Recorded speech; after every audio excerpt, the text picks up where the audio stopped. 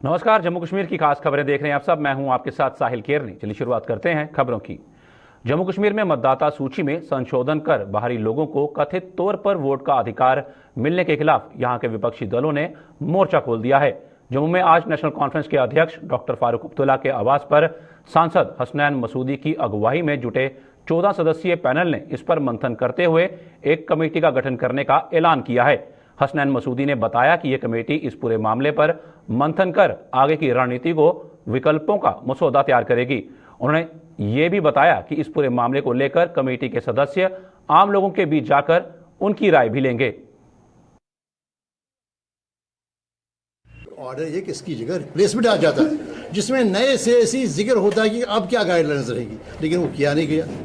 और जबकि हमारी इतलात है, हमारे सीनियर लीडर ने जो ज़मीन से जुड़े हैं, ये कहना है कि नहीं, वो जो कार्रवाई है वो जारी है। ये समझ से बाहर ये बात है कि वो कैसे कार्रवाई जारी है जबकि गाइडलाइंस को ही विड्रॉ किया गया था, या गाइडलाइंस की कोई और गाइडलाइंस लाई है जिससे हमें और आवाम को बेखबर आ जा रहा है। तो जनाब ये सारे जो है जो आप जानते हैं, जो पिछली हमारी मीटिंग हुई थी पहले श्रीनगर में, फिर यहाँ हुई थी, और कोई 12 के करीब पार्टियाँ जो खासकर जो यहाँ के सियासी उफक पर, जम्मू के सियासी उफक पर, मंजरनामे पर है, उनकी मीटिंग हो गई और ये तय पाया कि हम एक कमेटी बनाएंगे। वो कमेटी सबका गौर फिक्र करेगी, बस तमीज़ करेगी, विचार विमर्श करेगी, और उसके बाद वो क्या किया जाए, क्या हमारे पास विकल्प है, कैसे आगे जाए, वो कमेटी बनाएगी। कोई 17 मेंबरान, और उसमें रिप्रेजेंटेशन तकरीबन हर पार्टी को देगी। हम आवाम से राब्ता करेंगे और आवाम को कहेंगे कि निशानदेही करेंगे कि किन खतरात का हमें सामना है जम्मू को, किन खतरात का सामना है कश्मीर को। हम आवाम के पास जाएंगे और वहाँ पर जाकर पुरअमन तरीके से आईन के दायरे में, क्योंकि हम तो आप जानते हैं कि हम तो मुल्क के साथ हैं, लेकिन हम जम्मू कश्मीर के अवाम के साथ भी हैं। ऐसे जैसे महाराष्ट्र वाले महाराष्ट्र के साथ हैं, हरियाणा में रिजर्वेशन हो रही है, झारखंड में डोम से लाभ बन जा रहा, ताकि वहाँ की नौकरियाँ बचाई जाए। वहाँ पर तो कोई आईब्रोज रेज नहीं करता है, लेकिन जब हमें अपने जम्मू की बात करते हैं, कश्मीर की बात करते हैं, तो उसको कोई और नाम दिए जाते हैं। तो हमने फैसला किया है पूरा मुन तरीके से आइन के हुदूद के अंदर हम आवाम तक जाएंगे। और जल्दी जो हमारे सीनियर, आप जानते हैं कि ये तो एक सिर्फ कमेटी है, असली पार्टियां जो है, जो उनके सरबराह हैं, वो इस पर हमारी जो भी यहाँ पर इमर्ज होगी हमारी राय, उस पर वो गौर फिक्र करेंगे और वही पूरा प्रोग्राम देंगे, वही कहेंगे कब क्या होगा, कैसे होगा।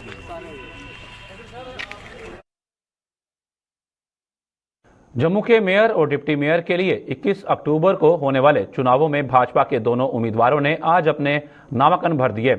मेयर पद के उम्मीदवार पार्षद राजेंद्र शर्मा और डिप्टी मेयर पद के उम्मीदवार पार्षद बलदेव सिंह बलोरिया ने आज भाजपा के प्रदेश अध्यक्ष अरविंद रैना और पार्टी के अन्य वरिष्ठ नेताओं की मौजूदगी में ये औपचारिकता पूरी की।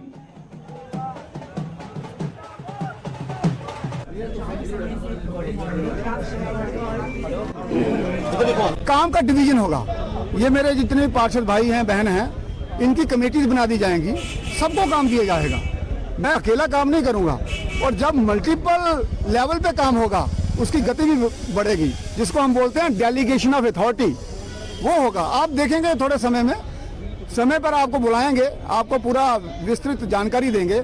आप खुद पाएंगे कि ये लोग जी जान से मेहनत कर रहे हैं और लोगों की समस्याओं का समाधान ढूंढ रहे हैं। देखो, करप्शन जो है कि सामाजिक मुद्दा है, इसको भी ठीक करने के लिए कुछ प्रावधानों का हमने सोचा है और वो करेंगे। मैंने कहा ना, हर चीज का समस्या का समाधान पहले ही हमने निकाल के रखा है। मैं धन्यवाद करता हूं भारतीय जनता पार्टी का, अपने संगठन का, कि उन्होंने मुझे डिप्टी मेयर के लिए नॉमिनेट किया है। आज हमने अपना नॉमिनेशन फाइल किया है। हमारे मेयर कैंडिडेट के लिए भी वीरेंद्र शर्मा जी ने कहा है। मैं पूरा प्रयास करूंगा कि भारतीय जनता पार्टी के शीर्ष नेतृत्व ने मेरे पे विश्वास किया है। मैं अपने काम जो उन्होंने मुझे उम्मीद रखी है वो पूरी तरीके से करूंगा, ईमानदारी से। और उसके साथ साथ जम्मू शहर के लोगों को जो हमारे से उम्मीदें हैं, अपेक्षाएं हैं, हम उनके भी अच्छा उतरने की कोशिश करेंगे। मैं सबके सहयोग की कामना करता हूं, जम्मू के लोगों के सहयोग की कामना करता हूं, सभी हमारे पार्षद और म्युनिसिपल कॉर्पोरेशन के सफाई कर्मचारी से लेकर अधिकारी तक उनके सहयोग की कामना करता हूं।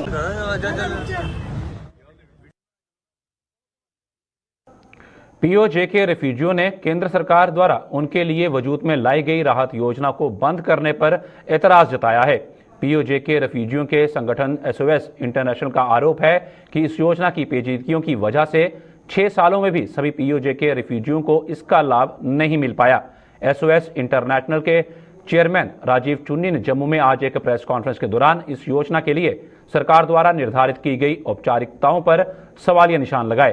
उन्होंने कहा कि इन्हीं औपचारिकताओं की वजह से सभी पीओजे के रिफ्यूजी परिवारों को इसका फायदा नहीं पहुंचा और अब सरकार ने बिना उन्हें विश्वास में लिए इस योजना को बंद कर दिया है, जिसे सही नहीं ठहराया जा सकता।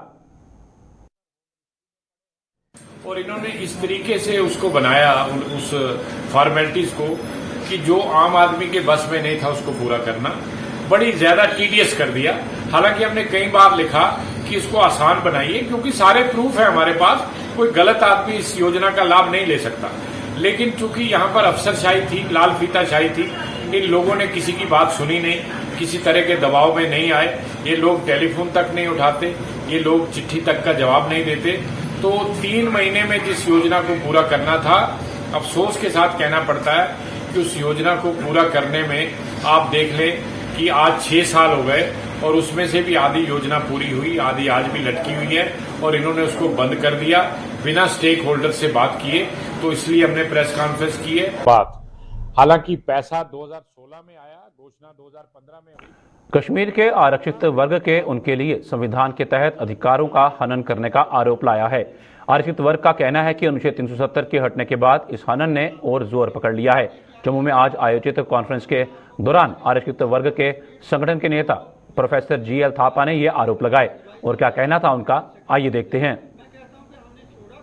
कि जो कॉन्स्टिट्यूशनल गारंटीज हैं, कॉन्स्टिट्यूशनल राइट्स हैं फॉर एससी, एसटी, ओबीसीज, उनको वायोलेट किया जा रहा है।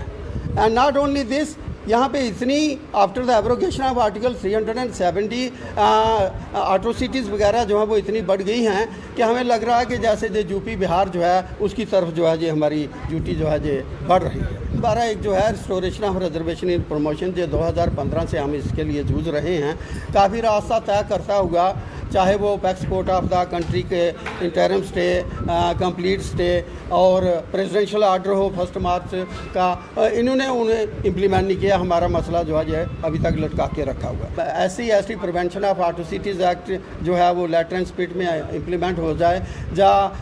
ये जो ST स्टेटस जो है जिसका ये बड़े जोर शोर से जोर लगा रहे हैं कि उसे डिल्यूट करने की कोशिश कर रहे हैं कि पहाड़ी बोलने वाले लोग जो हैं उनको दे दिया जाएगा। हम ये चाहेंगे कि ये भी रोक लगाएं इस पर, ये ऐसा ना करें और हमारी मांगें जो है इनको पूरा करें। अनफॉर्चुनेटली यहाँ की ब्यूरोक्रेसी। अखिल भारतीय विद्यार्थी परिषद ने जम्मू कश्मीर के उपराज्यपाल प्रशासन द्वारा प्रस्तावित पब्लिक यूनिवर्सिटी बिल की कड़ी निंदा की है। परिषद ने इस बिल को तुरंत प्रभाव से वापस लेने की मांग करते हुए चेतावनी दी है कि यदि ऐसा ना हुआ तो कॉलेजों, विश्वविद्यालयों और स्कूलों के स्टूडेंट्स के साथ साथ शोधकर्ता भी बड़ा आंदोलन करने पर मजबूर हो जाएंगे। परिषद के राज्य सचिव मुकेश मनहास ने जम्मू में आज एक प्रेस कॉन्फ्रेंस के दौरान यह चेतावनी दी। विद्यार्थी परिषद पब्लिक यूनिवर्सिटी बिल का विरोध करती है, पुरजोर से विरोध करती है और हमारा यह कहना है कि नेशनल एजुकेशन पॉलिसी जो है यूनिवर्सिटीज को, कॉलेजेस को ऑटोनोमस करने जा रही है 2035 तक पूरे देश भर के अंदर। तो जम्मू कश्मीर के अंदर यहाँ की ब्यूरोक्रेसी क्यों, यहाँ की जो यूनिवर्सिटी के कामकाज के अंदर जो है इंटरफेरेंस कर रही है। कहीं ना कहीं लग रहा है कि सरकारी जो चीजें हैं, सरकारी बॉडीज हैं, उनकी इंटरफेरेंस कैंपसेस के अंदर, कॉलेजेस के अंदर ऑलरेडी थी, लेकिन यूनिवर्सिटी के कामकाज के अंदर भी होने जा रही है। विद्यार्थी परिषद इसका पुरजोर विरोध करती है और हमारी स्पष्ट मांग जम्मू कश्मीर की एलजी सरकार से, और हमको उनको ये कहना भी चाहते हैं कि इसको जो आपने इस बिल को प्रपोज किया है उसको तुरंत विड्रॉ करिए, अन्यथा चाहे वो स्टूडेंट हो, रिसर्च स्कॉलर हो, एजुकेशनिस्ट हो, सब लोग इसका विरोध कर रहे हैं। और आने वाले समय के अंदर पूरे जम्मू कश्मीर के कैंपसेस के अंदर, चाहे वो विश्वविद्यालय हो, स्कूल हो, कॉलेजेस हो, इसके अंदर चाहे स्टूडेंट पढ़ने वाला है, चाहे रिसर्च स्कॉलर है, इसका विरोध करेगा, क्योंकि आपने कैंपस के अंदर घात करने की कोशिश की। आपके पीएससी सबसे ज्यादा करप्शन का एकदम अड्डा बना। विज्ञान केंद्र आरसपुरा द्वारा आज पीएम किसान सम्मेलन का आयोजन किया गया, जिसमें सांसद जुगल किशोर शर्मा, शेर कश्मीर एग्रीकल्चर यूनिवर्सिटी के वाइस चांसलर जेपी शर्मा भी मुख्य रूप से उपस्थित थे। इस अवसर पर अपने संबोधन में सांसद ने किसानों के उत्थान के लिए प्रधानमंत्री द्वारा किए जा रहे प्रयासों की जमकर सराहना की। उन्होंने कहा कि मोदी सरकार के वजूद में आने से पहले किसान निराश थे और खेती बाड़ी छोड़कर अन्य विकल्पों के बारे में सोच रहे थे। मौजूदा सरकार द्वारा शुरू की गई योजना के बाद किसान दोबारा खेती बाड़ी में रुचि दिखा रहे हैं। उन्होंने पहले दिन से ही ये बात कही थी कि मेरा जो सोच है, ये जो मेरी सरकार है, ये गांव गरीब और किसान को समर्पित रहेगी। और उसी को ध्यान रखते हुए उन्होंने आगे कदम बढ़ाया है। और उन्होंने कहा था कि मैं चाहता हूं कि किसानों की आमदनी जो है वो 2 गुना हो। और इसमें कोई दो राय नहीं है कि जिस तरह का ध्यान किसानों की आमदनी को लेकर हो या किसानों की समस्याओं को लेकर हो, किसान परिवारों के उत्थान के लिए हो या फिर कृषि क्षेत्र के लिए हो, ये ध्यान दिया जाना चाहिए था। शायद वो ध्यान दिया नहीं गया था, जिससे कि हमारे किसानों का मनोबल जो है वो गिरता जा रहा था। हमारे किसान जो है वो गरीब होते जा रहे थे, रोजगार के साधन ढूंढने के लिए किसी और क्षेत्र में जा रहे थे।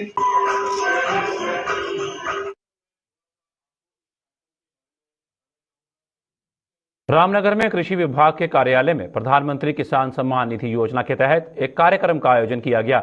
इस अवसर पर प्रधानमंत्री किसान सम्मान निधि योजना के तहत प्रधानमंत्री नरेंद्र मोदी द्वारा डीबीटी के माध्यम से किसानों के खातों में 12वीं किस्त डाली गई। कार्यक्रम में डीडीसी सदस्य मूलराज और बीडीसी चेयरमैन देशराज सहित ब्लॉक के बड़ी संख्या में पंच सरपंच भी मौजूद थे।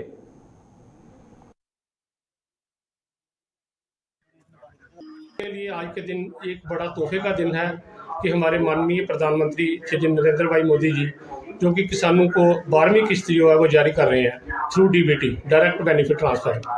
तो उसी के नेतृत्व में हमारे जो sub divisional agriculture officer Ramnagar में ऑफिस में हमने ये कार्यक्रम का आयोजित किया है। इसमें हमने जो हमारे बीडीसी या डीडीसी मूलराज जी, बीडीसी देशराज जी और जो भी हमारे एडजाइनिंग पंचायत से पंच सरपंच हमने कॉल किए हैं। इसमें मैं आपको थोड़ा सा बताना चाहूँगा कि हमारे लगभग जो रामनगर सब डिवीजन की 33,000 के करीब फार्मिंग फैमिली है, तो उसमें से 22,900 का जो हमने डेटा अपडेट किया है, जिनका रिकॉर्ड रेवेन्यू से वेरीफाई करवा के वो पीएम किसान पोर्टल पे अपडेट किया है। उसमें हर 4 महीने के बाद जो 2,000 रुपये किस्त जो फार्मर के अकाउंट में जाती है, टोटल साल का 6,000 रुपये मिलता है।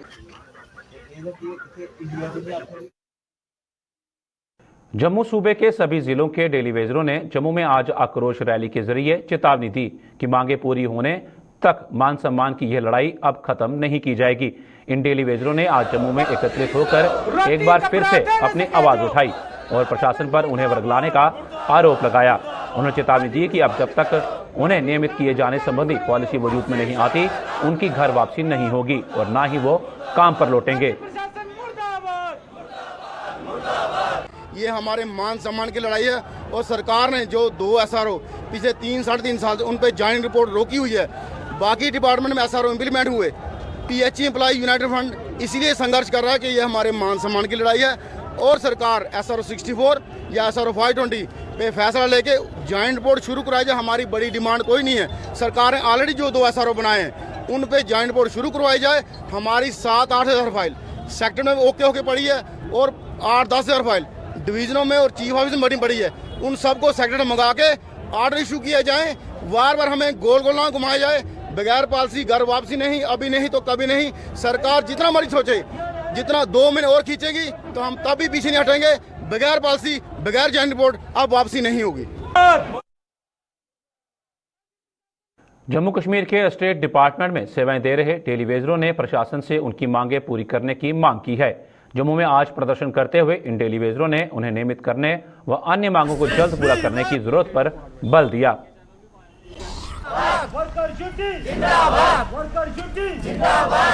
गवर्नमेंट ने 11 रुपये हमारे बढ़ाया, अनस्किल्ड, स्किल्ड, सेमी स्किल्ड, इसका विरोध करते हैं। हम कभी भी बर्दाश्त नहीं करेंगे। इसके लिए कितनी भी जद्दोजहद करनी पड़ेगी, हमने किया। रेगुलर पॉलिसी SRO 64 में और 520 आपके टेबल में पड़ा है। जल्द से जल्द उसे फौरी तौर पर लागू करो और हम यही चाहते हैं आपकी माध्यम से LG साहब हमारा मसला हल कीजिए। हम आपके पास 2 ऑर्डर है, SRO 64, 520। यही कहना चाहता हूँ। जय हिंद, जय भारत। अरनिया ब्लॉक में एक नाले पर पुल की मांग को लेकर गांव करयाल कुर्द के लोगों ने आज प्रदर्शन किया। इस दौरान ग्रामीणों ने सांसद जुगल किशोर शर्मा पर उनके साथ वादा खिलाफी करने का आरोप लगाया। उन्होंने कहा कि सांसद ने उनके साथ एक नाले पर पुल का निर्माण करने का वादा किया था, लेकिन वो वादा आज तक पूरा नहीं हो पाया।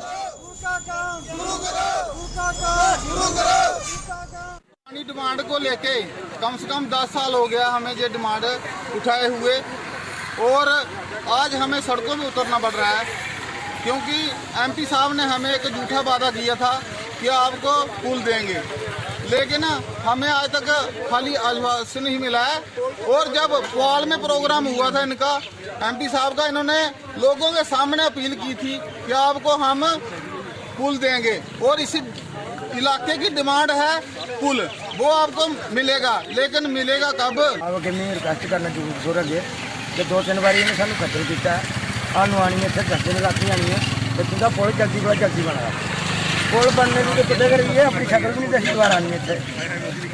बाकी लोग बड़े पुलों के बारे बड़े परेशान हैं, बच्चे साढ़े 12 पढ़ने आते हैं और उन्हें पानी के क्रॉस करने होंगे, कई बार ज़्यादा पानी होंगे तो कपड़े किले ठुकियाँ क्लास चाहिए पानी।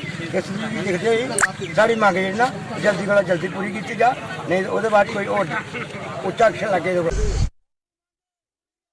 कांग्रेस पार्टी के नए अध्यक्ष के लिए आज चुनाव शुरू हो गया है।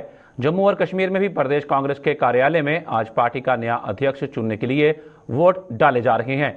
जम्मू कश्मीर से करीब 325 वोट कांग्रेस के नए अध्यक्ष को चुनने में अहम भूमिका निभाएंगे। सुबह 10 बजे शुरू हुई वोटिंग की प्रक्रिया शाम 4 बजे संपन्न होगी, जिसके लिए देश भर में 40 केंद्रों पर 68 बूथ बनाए गए हैं और वहां 9,800 वोटर अपने मत अधिकार का उपयोग कर रहे हैं। करीब 22 साल बाद कांग्रेस में अध्यक्ष पद के लिए हो रहे चुनाव में गांधी परिवार के करीबी मल्लिकार्जुन खड़गे और कांग्रेस सांसद शशि थरूर के बीच मुकाबला हो रहा है। वोटों की गिनती बुधवार को होगी और लगभग 24 साल बाद गैर गांधी परिवार से कांग्रेस का अध्यक्ष चुन लिया जाएगा। पार्टी अपना नेता किस ढंग से चुन रही है, डेमोक्रेटिक वे से बकायदा कैंपेन हुई, दोनों पार्टी के जो कैंडिडेट थे वो निकल के आए अपनी इच्छा के अनुसार कि हम पार्टी की बागडोर उस नेता के हाथ में सौंपे जिसमें दम हो और उन चुनौतियों का मुकाबला करे। जिस ढंग से नफरत की दीवारें खड़ी की जा रही हैं, आज ज़रूरत है कि स्ट्रांग लीडरशिप को दोबारा प्रोजेक्ट करने की, उसी माध्यम से आज चुनाव के सिलसिले में सब लोग वोट डालने के लिए बड़े इच्छुक हैं कि अपना नेता को यहाँ पर चुन पाए।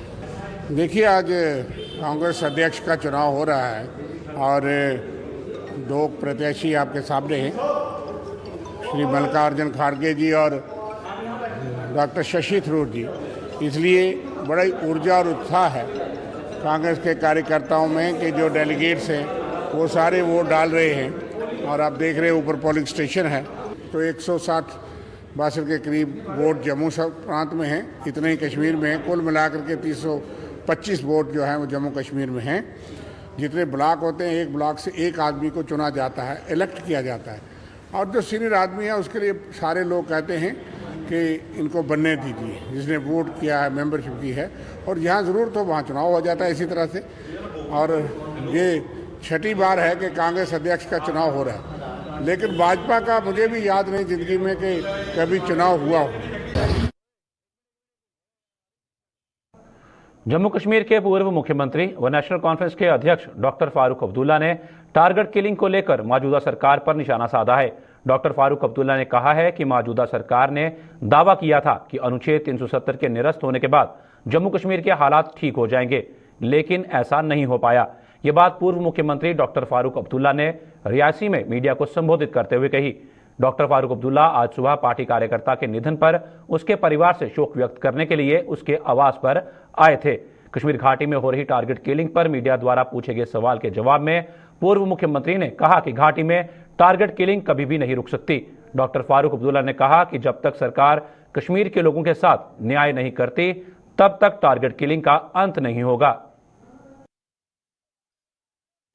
मैं ये कहूँगा कि मैं तो यहाँ उनके मृत्यु के बाद पहली दफ़ा आया हूँ।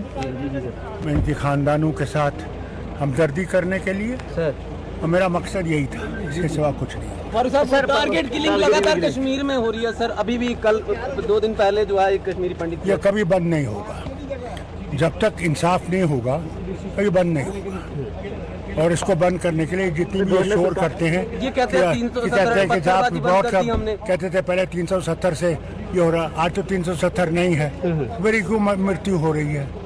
इसके जिम्मेदार कौन है बताइए मुझे। पूरी दुनिया में बताया जा रहा है कि हालात हमने बेहतर कर दिए, बदल दिया। अगर वो बेहतर कर दिया तो फिर पंडित बेचारा मारा नहीं जाता। कहाँ है हालत बेहतर, मुझे तो नहीं दिखता। आलू के बिना किसी की भी रसोई की शान अधूरी मानी जाती है, लेकिन बहुत कम लोग शायद ही ये सच्चाई से वाकिफ हैं कि आलू की पैदावार करने वाला किसान मौजूदा समय में किन दुश्वारियों से गुजर रहा है। जम्मू जिले के बिश्नाह ब्लॉक के अधीन आने वाला ताराचक और मक्खनपुर इलाका आलू की फसल के लिए जाना जाता है और किसानों की माने तो अब ये कारोबार उनके लिए घाटे का सौदा साबित हो रहा है। किसानों के मुताबिक महंगा बीज खरीदकर आलू की फसल की पैदावार करना और फिर इसे बाजार तक पहुंचाने में उन्हें नुकसान ही उठाना पड़ रहा है।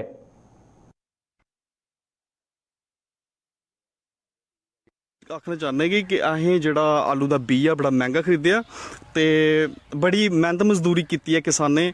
अगर किसानें दी उंदा फसला दा स्हेई दाम नहीं लब्भा ते फिर आई थिंक मेरे ख्याल च जेह्ड़ा किसानें दी मतलब कि फसल दा कोई किसानी दा कोई फायदा नहीं है। हर साल किसान जेह्ड़े इत्थै साढ़े मक्खनपुर ताराचक क्षेत्र बिच एरिया बिच इत्थूं दी जेह्ड़ी फसलां न ककड़ी खरबूज तरबूज वगैरह सब बड़े फेमस न। ते इस बार भी असें आलू दा जेह्ड़ी ऐ फसल राही है ते बीऽ बड़ा मैंह्गा मिलेआ ते हून अस जम्मू कश्मीर दे एडमिनिस्ट्रेशन अग्गे दरख्वास्त करने आं कि जेह्ड़े इत्थूं दे जेह्ड़े सानूं जेह्ड़ा MSP है किसानें दा MSP जेह्ड़ी फसल दा रेट ओह् MSP इक तय कीता जाए। क्या की चक्कर है कि सर जदों अस आलू दा बीऽ खरीदने आं ते स्टोर बिच्चा ते सर सानूं एह् कोई बीऽ पौंदा 25 तो 30 दे हेर फेर ते जदों सर साढ़े आलू अस बेचने जन्ने आं मार्केट बिच या मंडी बिच बेचने जन्ने आं ते 3-4 रुपये किलो साढ़ा आलू बिकदा है ते सर किसानें दी कक्ख नहीं बचदा है। कि महंगाई दा जमाना है, मिट्टी भी महंगी चला दी है, लोआई भी महंगी चला दी है और बीज भी ऐगती बहुत महंगा है। इस मौके सानू 35-40 रुपये किलो आलू पैन डे न और जिस मौके आलू तैयार होने न और उस वक्त हमारा 4-5 रुपये किलो के रेट आई जाना। जिमींदार की करूँगा, जिमींदार मार पानी है ताकि जिमींदार बहुत मेहनत कर रहे हैं और जिमींदार जेड़े कि बहुत महंगे हर साल आलू लाते हैं, लास्ट च मार पई जाती है। तो प्राय मेहरबानी करके ऐती कुछ रेट का भी जोड़ा कि ठीक ठाक हिसाब होना चाहिए। और नंबर 2 कि हर साल जेड़े आलू लगाए जाते हैं और ये बहुत मेहनत कने लगाए जाते हैं, लास्ट में जी सानू मार पई जाती है। और जी सारी मखनपुर और ताराचक की बिल्ट है और ये जेड़े आलू बहुत ज़्यादा लगाए जा रहे, एक जिमींदार ने 4-4 5-5 घमा आलू लाता है लेकिन लास्ट उसी मार पई जाती है। जम्मू के मड ब्लॉक के छामाचक क्षेत्र के गन्ना उत्पादकों को इस बार झिड़ी मेले से बड़ी उम्मीदें हैं। गन्ना उत्पादकों के मुताबिक कोरोना महामारी के कारण 3 वर्षों के दौरान मेले का आयोजन नहीं हो पाया, जिसके कारण उन्हें भारी नुकसान पहुंचा था। गन्ना उत्पादकों ने प्रशासन से उन्हें मेले में गन्ना बेचने के लिए मुफ्त स्टॉल उपलब्ध करवाने की मांग की। इन लोगों के मुताबिक प्रशासन द्वारा मेले में गन्ना बेचने के लिए दिए गए स्टॉल का भारी भरकम किराया वसूला जाता है, जिसके कारण कई गन्ना उत्पादक ये किराया नहीं दे पाते, लिहाजा मुफ्त स्टॉल उपलब्ध करवाए जाएं।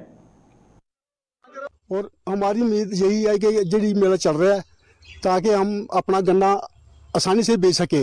हमारे से जो लेते हैं अड्डे का पैसा लेते हैं वो नहीं लेना चाहिए हमारे से, ताकि हमारा गरीब तबका हमारा जो किसानों का, ताकि हमारा जो गन्ना बेच सके और पैसा अपना इकट्ठा कर सके। इस बार तो उम्मीद है काफ़ी देर के 3 साल के बाद हमारा मेला लगने जा रहा है। हम गवर्नमेंट से यही चाहते हैं, जिनके DC साहब से यही चाहते हैं ताकि हमारा गन्ना जो भी किसान हमारे कचालू जो लोकल आदमी कचालू बेचते हैं या गन्ना बेचते हैं या कुछ और सब्जी की दुकान को कुछ भी लगाते हैं, उनसे जो अड्डे का पैसा नहीं लेना चाहिए। हमारे लोकल से जो बाहर से आते हैं उनसे लो या ना लो, वो हमारी वही नहीं है। और इस समय हम बहुत खुश हैं क्योंकि 2 साल के बाद हमारा बाबा जीतो जी का मेला लगने वाला है। और सबसे ज़्यादा ये प्रॉब्लम है जो सराउंडिंग एरिया में जो हमारा जो कैश क्रॉप है गन्ने के लिए हमारे उधर से जैसे कि हम कोई भी स्टॉल लगाते हैं गन्ना का, वहाँ से हमसे 7 या 8 फुट के 20 या 30 हज़ार रुपये लेते हैं। इससे क्या होता है किसान बहुत ही हराश है क्योंकि ये हमारे जो सराउंडिंग एरिया है ये हमारा ही मेला है और हमसे ही पैसे लिए जाते हैं। ये आपके चैनल से मैं ये रिक्वेस्ट करना चाहता हूँ कि जो सराउंडिंग एरिया के जो किसान हैं उनसे पैसा नहीं लिया जाए।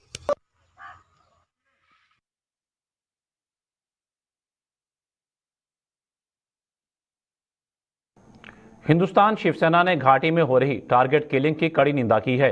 जम्मू में आयोजित एक प्रेस कॉन्फ्रेंस के दौरान मीडिया को संबोधित करते हुए हिंदुस्तान शिवसेना के प्रदेश अध्यक्ष विक्रांत कपूर ने प्रधानमंत्री नरेंद्र मोदी से घाटी में रह रहे अल्पसंख्यकों को सुरक्षा उपलब्ध करवाने की मांग की है। हमने एक मेमोरेंडम बनाया है प्रधानमंत्री जी को, श्री नरेंद्र मोदी जी को देने का, कि जिसमें हमारे जो जितने भी हिंदू भाई बहन वहां पे रहते हैं और वहां पे जो नौकरी कर रहे हैं और जो वहां पे जो नौकरी के वहां पे बैठे हुए हैं, वहां पे उनको जो है गवर्नमेंट की तरफ से एक सुरक्षा देनी चाहिए कि जिस पर वहां पे जो है रोज जो है वहां पे जो है हिंदू लोगों की जो है निर्मल हत्या होती है और इसका जो है हिंदुस्तान शिवसेना जो है सख्त विरोध करता है।